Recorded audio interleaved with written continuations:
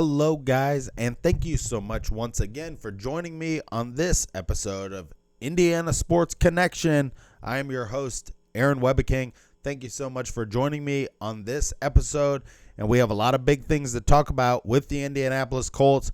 After I made my video yesterday, a few hours later, I saw the news of who was going to start in the game. But first, before we get to all of that spicy information about what is happening with the Colts and their game tomorrow and the injury report and everything like that we're going to go over, let's first pay tribute to our sponsor, Mattress Warehouse. Mattress Warehouse in Fort Wayne, Indiana. Get a name brand mattress at a warehouse price at Mattress Warehouse. One of the vendors that we use here is a company called Sherwood Bedding. Sherwood Bedding is a company that is 80% owned by Sealy. One of our most popular beds is a mattress called the Oasis mattress, currently on a $200 off sale. Come check yours out today. Get a very quality name brand mattress at a warehouse price at Mattress Warehouse.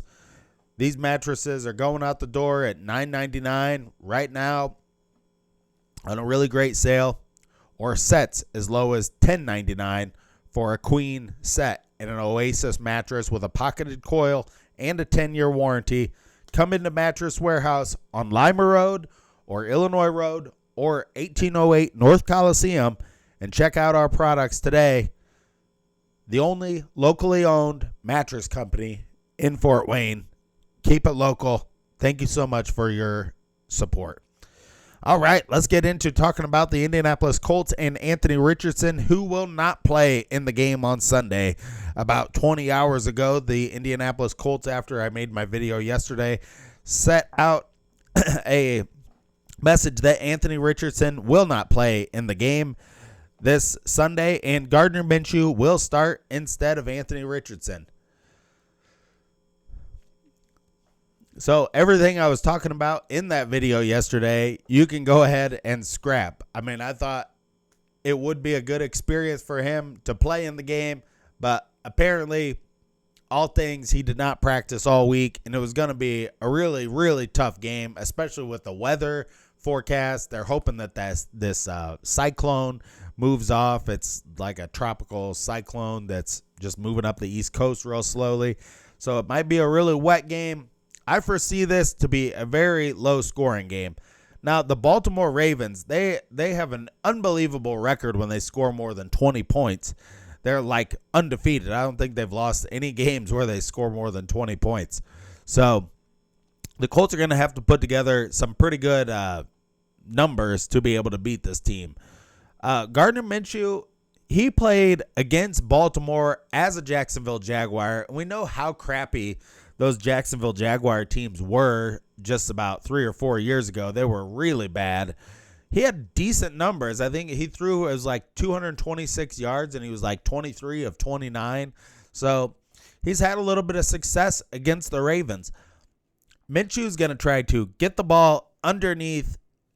I don't know how much he will be able to push the ball down the field, but we can see, I think he gives them a reasonably good chance of winning this game as much as Anthony Richardson really would.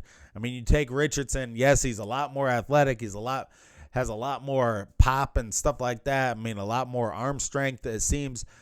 But with him not practicing all week, I just don't think it was going to be a good situation for him to have success in a game like this. And so I kind of see why they held him out. While I wanted to see him in a high-pressure situation in bad weather on a short week without a lot of preparation and see how the guy would prepare, ultimately he could have gotten injured even further in a game like this by putting him out there when he's not really fully, and if something did happen to him, I mean, the fans definitely would be jumping all over the coaching staff and everything like that to, tear them apart. So I think it is beneficial for Richardson to sit out this game.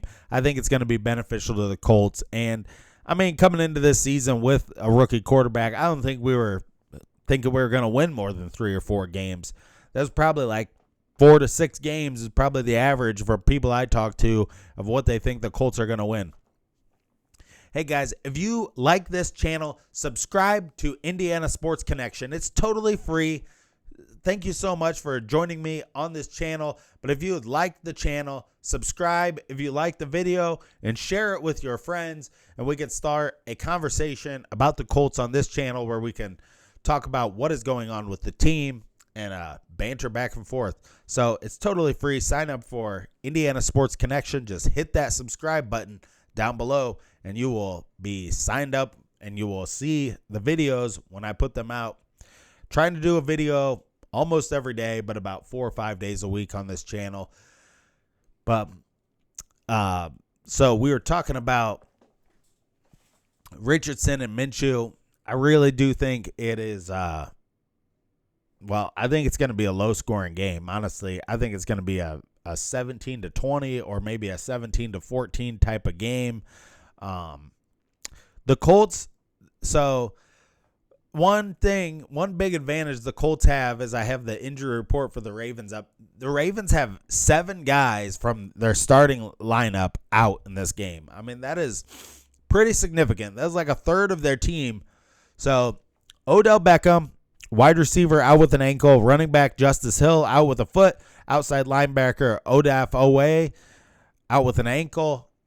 Offensive tackle Ronnie Staley, who's one of the best offensive tackles in the game. Ronnie Stanley, really good player, out on the offensive line. Center Tyler Linderbaum out with an ankle. Cornerback Marlon Humphrey, who's one of the best corners in the game. Really, this guy makes a lot of big plays, out with a foot. And Marcus Williams, a safety, out with a pectoral muscle. So Ravens got a lot of injuries this week. That could open the door for the Colts to get the rush through. Although the Colts are not going to rush. It's just not worth it to blitz on Lamar Jackson. He's just not the kind of player that you really can like put the pressure on in that way. Once he escapes, if you have 3 or 4 guys in the backfield and he's able to get to the outside, you are toast. I mean, you are just literally toast. So it's funny to watch if you watch the defensive line when they play against Lamar Jackson, and I did the last time when the Colts played him, they don't really try to rush him. They just try to like come up and stay in their lanes and just watch where he is nearly the entire time so that he just cannot escape the pocket. So we're going to see that. We're probably going to have like 4 guys that are rushing in that type of way. Although Kwity Paye could maybe run him down, but not maybe 100% if he gets really going to the outside. That's why it's so risky to try to like blitz a guy like this. Because as soon as he escapes, that 30-40 yard gain could be coming. And that's what you fear with Anthony Richardson, too. I mean, he's the same type of player. So not too much else to talk about in this episode. I think that Gardner Minshew, I will say this about him. He seems very, very under control when he plays. He gives the team, like back when the Colts had Matt Hasselbeck as their backup, I think Minshew, even though he's only like 26, 27 years old, he gives them as good of a chance to win. And he's playing with Steichen as the coach, so he's familiar with the system. I mean, one thing about Minshew that he does have more than anybody is he knows this offense probably as well or better than anybody else on the team. I do think that's why they did bring him in with Steichen, is because you have a guy out there who can be a player, like a player coach on the field, who knows this offense from playing with the Eagles last year, and he can help everybody to be like, no, you need to be here, and at least one guy out there has had a lot of experience. I think that was very smart of the Colts bringing him in with Shane Steichen being the coach of the Eagles with Minshew there last year. It really shores up, because we saw last year when Ryan played so awful, and I don't even want to think about that, but he played so awful. And by the time we went to bring in some other guys like Ellinger or even Nick Foles. I mean, we were just so far overmatched in those matchups when we were bringing in backup quarterbacks last year. So we don't have that situation anymore. We have a much better coach team with Shane Steichen than we do with Frank Reich. I feel like the team, just in watching these first two games, there is a lot more sense of urgency from the offensive line. And now we're going to see that with Minshew playing quarterback and going into a really hostile type atmosphere, playing outdoors in a rainy game with Minshew playing quarterback. We're going to see what this coaching staff can what they can put together on offense. And I still would like to see Alec Pierce get the ball down the field, catch a ball down the field. I don't know if it'll be this week, but he's got to get better. 2 catches for 28 yards last week. Not what you would expect out of a guy like this that we got, I think in the second round last year. Last year he was a rookie, and this is his second year. Really need to see some improvement out of what he is doing out there on the field. And Josh Downs, I think he will continue to get better at catching balls across the middle. And I think him and Mallory, I think some of these guys are just kind of like on the cusp of making some really great breakthroughs.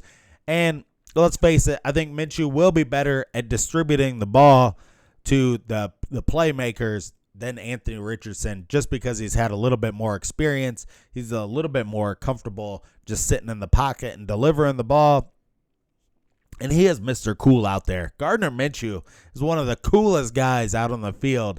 I mean, he reminds me of Tommy Fleetwood almost. I was like, I don't know why, but he just reminds me of Tommy Fleetwood. But thank you so much for watching this episode of Indiana Sports Connection, your source for all things Colts and Indiana Hoosiers news, up to the date, up to the minute, and up to date. Until next time, we'll talk to you tomorrow. Stay classy out there, Colts fans.